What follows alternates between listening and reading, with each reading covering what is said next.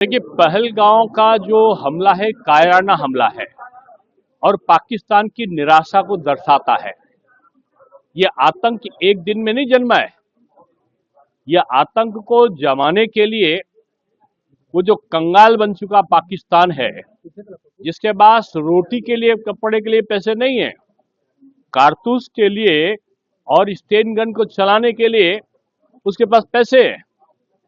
मैं तो कहूंगा कि अंतर्राष्ट्रीय स्तर पर पाकिस्तान को आतंकवादी देश घोषित करना चाहिए और निश्चित रूप में भारत की एक सशक्त सरकार है और सरकार में एक दृढ़ इच्छा शक्ति वाले माननीय प्रधानमंत्री और गृह मंत्री हैं। रक्षा मंत्री जी शिष्ट स्टालिन के साथ साथ दृढ़ निश्चयी भी हैं। जनता का पूरा उन पर विश्वास है और मैं समझता हूं कि जिस प्रकार से जो राजनीतिक मंतव्यों के साथ साथ जो वैदेशिक नीतियों का पालन करते हुए कार्रवाई प्रारंभ हुई है और उसके सुपरिणाम आएंगे। पाकिस्तान अपनी हैसियत में आएगा और मैं समझता हूं अंतर्राष्ट्रीय स्तर पर तमाम देश उसको आतंकवादी देश मानते भी हैं। ब्रिटेन की समस्या अगर कहीं से है तो पाकिस्तान के कारण है। आज अरब देशों में भी कोई समस्या आती तो पाकिस्तान की तरफ देखते हैं।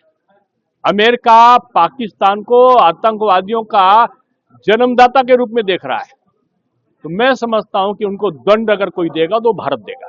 पाकिस्तान ने अभी नियंत्रण रेखा गोलीबारी चालू कर दी है, भारत ने उसका जवाब दिया।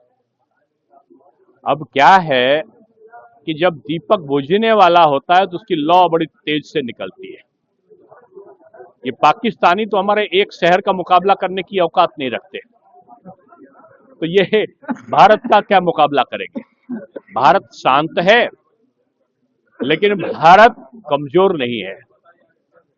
भारत बुद्ध का राष्ट्र है, लेकिन भारत जो है बुद्ध है, लेकिन बुद्ध को मानने वाला है, लेकिन शुद्ध करना भी जानता है। इनकी जो हरकतें हैं, उन हरकतों का जवाब दुनिया में कोई देश दे पाए ना दे पाए, भारत देने की हैसियत रखता है।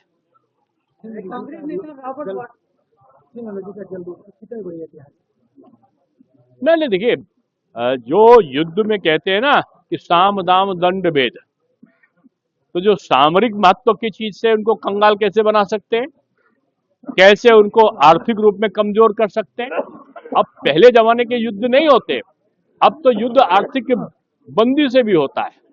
आज उनकी सीमा को सील करने से भी होता है, उद्योग धंधों को रोक देने से भी होता है, उनके परिवहन को रोक देने से भी होता है, उनकी सीमाओं को नियंत्रित कर देने से होता है।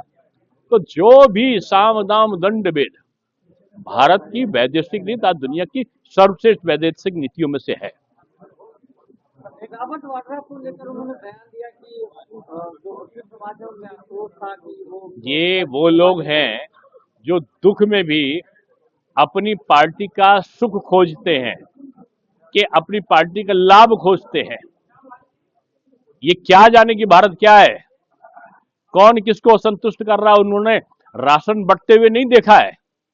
मोदी जी के सबका साथ सबका विकास सबके लिए प्रयास और सबका विश्वास कि राशन मिल रहा सबको मिल रहा है, मकान मिल रहा सबको मिल रहा है, आयुष्मान का स्वास्थ्य लाभ मिल रहा सबको मिल रहा है।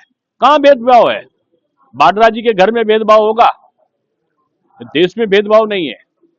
ये हिंदू और मुसलमान के आधार पर नहीं होता। यहाँ तुष्टीकरण नहीं है, यहाँ संतुष्टीकरण और सशक्तिकरण का भाव से सरकार काम करती है।